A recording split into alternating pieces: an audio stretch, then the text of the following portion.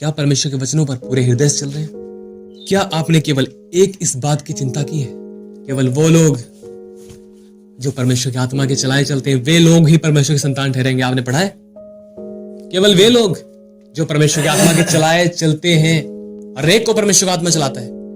बहुतों ने अपने जीवन में परमेश्वर की आत्मा को इसलिए साइड में कर दिया, स्थगित कर दिया है, क्योंकि बहुत बार खुदा की आत्मा को उन्होंने, जब परमेश्वर की आत्मा ने कहा यह ना कर, पर उन्होंने किया। और एक बार में नहीं, बहुत समय तक जब परमेश्वर ने देखा, जब परमेश्वर की आत्मा ने देखा कि बार बार एक नहलाई हुई स्वर्णी की तरह व्यक्ति उस संसार को ही प्रिय जानता है और फिर कीचड़ में लौटने को चली जाती है, उन्होंने परमेश्वर की आत्मा को स्थगित कर दिया है और उन्होंने ही परमेश्वर की आत्मा को काम करने के लिए बंद कर दिया, रोक दिया है।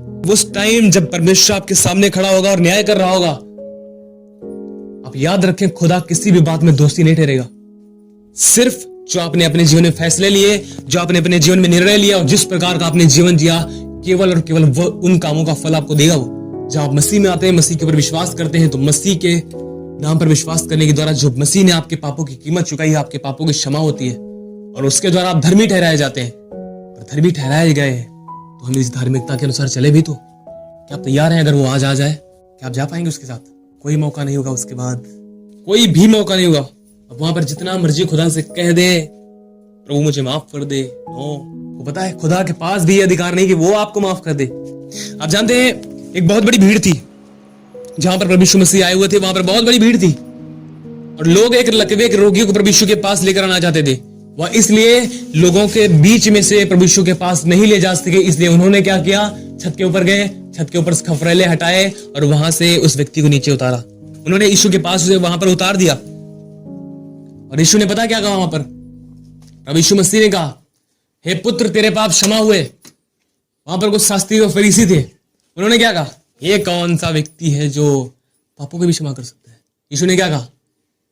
सहज क्या है, सरल क्या है, यह कहना कि उठ अपनी खाट उठा और चल फिर, या फिर यह कहना कि तेरे पाप क्षमा हुए, इसलिए कि तुम जानो कि मनुष्य के पुत्र को पृथ्वी पर पृथ्वी पर पाप क्षमा करने का अधिकार है। और जब एक व्यक्ति इस पृथ्वी को छोड़ जाएगा, यह अधिकार खुदावन यीशु के पास भी नहीं होगा कि वह आपको माफ कर सके। उसने आपको एक टाइम दिया है, जब तक आप इस शरीर में आप पश्चाताप कर ले। उसने आपको एक समय दिया है। कलाम बताता है, यहोवा के आनंद को अपना दृढ़ गढ़ समझो। वो आनंद का समय जानते कौन सा है? यही वह समय है, अनुग्रह का समय, उसके आनंद का समय है। इससे अपना दृढ़ गढ़ समझें कि खुदा ने आपको अभी एक टाइम दिया है कि आप तैयार हो जाएं, अदरवाइज मसीह का आना बहुत करीब है। आप सब चीजों को जो कुछ बाइबल में लिखा गया होता हुआ देख रहे हैं अपने सामने। यीशु ने कहा था, मेरे आने से पहले ये सब बातें होंगी और वो हो रही हैं। आज कलीसिया को नहीं भागने की जरूरत है इस संसार की ओर। क्या करेंगे आप? धन दौलत इज्जत शौहरत नाम पैसा, सब कुछ जो मिट्टी से बना है मिट्टी में मिलेगा, यहां तक कि हमारा शरीर भी। हम क्या ले जाएंगे? हमेशा यीशु ने आपके उस जीवन की बात की जो आने वाला है, इस समय की बात नहीं की। उसको पता है कि आप कुछ समय के लिए पौल के पतरस के समान वो चाहता है कि आप पतरस के समान कह सको। हम यहाँ पर डेरे में हैं कुछ समय के लिए, हमारा डेरा कब ढाया जाएगा हमें पता नहीं। हम जाएंगे यहाँ छोड़ के, हम परदेसी और यात्री हैं। कितने लोग विश्वास करते हैं? हालेलुया। पर वो चाहता है कि हम जब उसके लहू के द्वारा खरीदे गए तो हम उसके अनुसार भी चले, हम उसके लहू के प्रति, उसकी देह के प्रति वफादारी दिखाएं। जिस देह को, जिस लहू को हम खाते और पीते हैं, उसके प्रति वफादारी भी दिखाएं। इसलिए हमेशा जांचें, क्या आप परमेश्वर के वचन के अनुसार पूरे दिल से चल रहे हैं? और क्या आपके अंदर केवल एक इस बात की चिंता है, परमेश्वर ने सबको नहीं, उन्हें बुलाया है जो प्यासे हैं। क्या आपके अंदर प्यास है? जो प्यासा है वो आए और मैं उसे जीवन का जल दूंगा। हालेलुया। आपको अपनी प्यास दिखानी होगी, आपको अपनी भूख दिखानी होगी। अगर आपको 5 साल हो गए मसीह में आए, 3 साल हो गए, सिर्फ आधा घंटा की प्रेयर पर मत डिपेंड रहे, बढ़ाएं। 1 घंटा तक पहुंच गए, 1 घंटा से भी ऊपर जाए। मैं फोर्स करूंगा एक बात के ऊपर, पर्सनल दुआ ज्यादा करें, व्यक्तिगत, जिसमें आप उससे बात करें। रिमेंबर ऑलवेज, हमेशा याद रखें, बाकी सारी चिंताएं व्यर्थ हैं जो आप करते हैं। केवल एक चिंता आपको मसीह के जीवन में भागीदार बना देगी, जो आप परमेश्वर के साथ चलने के लिए करेंगे। अगर आप कहीं गिर गए, कहीं ठोकर खाया आपने, तो स्वयं को दोषी मत ठहराएं कि मैं यहां पर गिरा था, मुझसे पाप हुआ था, मुझसे मैंने ये क्या कर दिया और खुदा मुझे माफ नहीं करेगा। नहीं, क्या लिखा है? यदि हम अपने पापों को उसके सामने मान लें तो हमें सब प्रकार के पापों से, अधर्म से शुद्ध करने में विश्वास योग्य और धर्मी है। सिर्फ मानना ही नहीं, लेकिन जो व्यक्ति अपने पापों को मान लेता और छोड़ भी देता, उस पर दया की जाएगी, उस पर दया की जाएगी। इसका मतलब यह भी नहीं कि वह व्यक्ति कभी भी पाप में नहीं गिरेगा। एक वीडियो मैंने डाली है, आप देख सकते हैं यूट्यूब पे, मैंने उसमें वहां पर बताया हुआ है। इसका मतलब यह नहीं कि वो पाप में नहीं गिरेगा, वह गिर सकता है, वो ठोकर खा सकता है, परंतु एक बुद्धिमान और समझदार व्यक्ति क्या करेगा? जो गिरा है उठेगा। आपका गिरना एक हादसा हो सकता है, परंतु वहीं पर पड़े रहना ये आपकी मर्जी और आपका निर्णय है कि आप वहां पर पड़े रहें और उन चीजों को स्वीकारें अपने जीवन में। हालेलुया।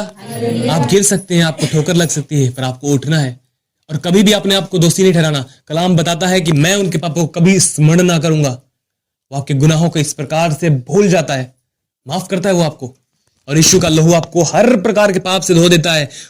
इसे साफ करने के बाद थोड़ा सा बच जाता है, पर उसका लहू ऐसा भी नहीं है। जब वो साफ करता है ना, कुछ भी नहीं पीछे नजर आता है, कुछ भी नहीं। उसके लहू में वो सामर्थ है, लाल सफेद कर देगा वो, वैसे देखता आपको। आप अगर एक हत्यारा भी है ना, मैं सच कहता हूं, वह आपको माफ कर देगा।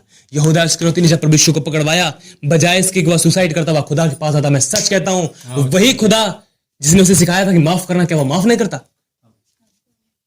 उसने हर एक चीज को अपने जीवन से दिखाया। मैं सच कहता हूं उस दिन वो दिखाता, यस मेरा दिल कितना बड़ा है। वो अपने पकड़वाने वाले को, अपने हत्यारे को भी माफ करता, मैं सच कहता हूं। और उसके दिल में यहूदा इस्करियोती के लिए एक बात भी नहीं थी। आप जानते हैं, उसके दिल में कोई बात नहीं थी, कोई जलन, कोई नफरत, कोई ईर्ष्या की इतने दिन तक तू मेरे साथ रहा और तूने मेरे साथ क्या किया? कोई चीज उसके दिल में नहीं थी। यही है दिल की सफाई।